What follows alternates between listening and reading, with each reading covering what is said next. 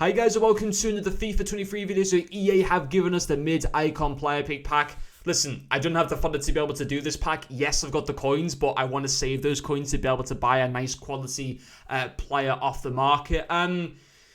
Just annoys me this a little bit, the fact that they're giving us mid-icons. I don't even know if mid-icons are still in packs. I feel like once primes came into packs, that meant that mids were also removed. I can't exactly remember, but it is a player pick pack. Ultimately, though, it's only one of two choices.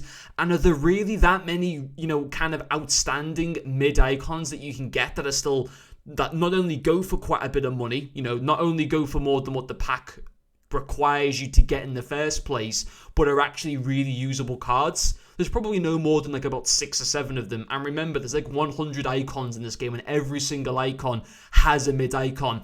And also, a lot of people right now in this game have got so many icon players already in the teams from the various upgrade packs. Yesterday, I put a lot of my final fodder in terms of what I just had in the club into doing the 89 plus Prime or World Cup icon SBC. And I got Marcel Desailly. I'm absolutely made up with that. His mid card's not very good. It's as simple as that. So that's the difference. The difference between mids and primes is massive. And yes, whilst there are still a few good mid-icon cards, I'm not saying that there are not, because there are, and I'll show you right now, the chances of you getting those even in a player pick pack, it's not like it's one of 5 choices. It's ultimately just one of 2. You could still easily, end up coming away with a Shevchenko and a... trying to think of someone else, and a Rijkaard. I mean, they're 2 fantastic players back in the day, but ultimately they don't have great FIFA cards. It's as simple as that. And when you have a look at players that you'd be really happy to come away with, you basically need someone from Brazil. You need that 95 Pele, you need someone like 94 R9, and if we actually go to Brazil itself, there are obviously a few other good ones. 92 Garinca comes up there on that first page. You got the 91 Ronaldinho, so there are obviously some good options. Carlos Alberto was a 90 as well. And then when you have a look at something like France at the same time, you obviously have the chance to get Zidane, although ultimately he was an SBC originally, so if you completed the SBC, you'd be really annoyed for him to come up in the player pick. And there are a few others, when you go to Italy, of course, you've got Paolo Maldini, which is absolutely insane. Apart from that, there's not really too much else on offer. I mean, Baggio, I guess, isn't the worst. As I said, there's probably a good 6 to 7 cards that not only go for more than the pack. I have no doubt there's more than 6 or 7 cards that go for more than the pack, but in terms of really high-end quality mid-icons with fantastic usability still in this game, there's about 6 or 7, roughly, that you could name and that you could say you'd be really happy to come away with.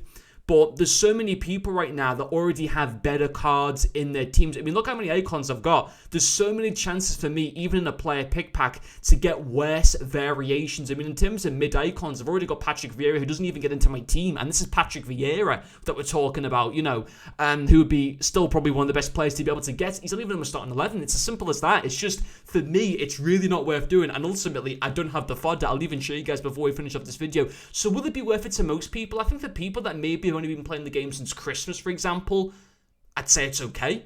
If someone said to me, okay, I either do the mid-icon player pick or I do the 89 plus Prime / World Cup icon upgrade, I'd recommend you do the Prime pack.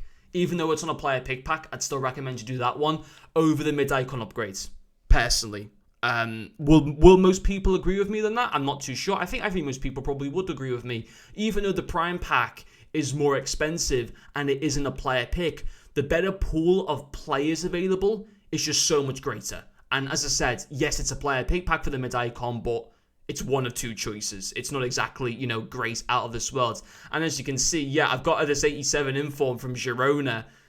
But any of the other high-rated cards, I don't want to get rid of. I mean, a lot of these are just loans that they've got, to be honest, as well at the same time. But 87 rated, I'm down to 84s and 83s. I have not got much in my club at all. Obviously, I've got the bench players, but I wouldn't want to get rid of any of these. So, obviously, you can understand my frustration. I mean, I would, if I had all the fodder there, I'd probably go and do it for content reasons, but I just don't, and I don't want to get rid of those coins into doing a pack that I probably won't get something that good. So for the majority of people, would I recommend it?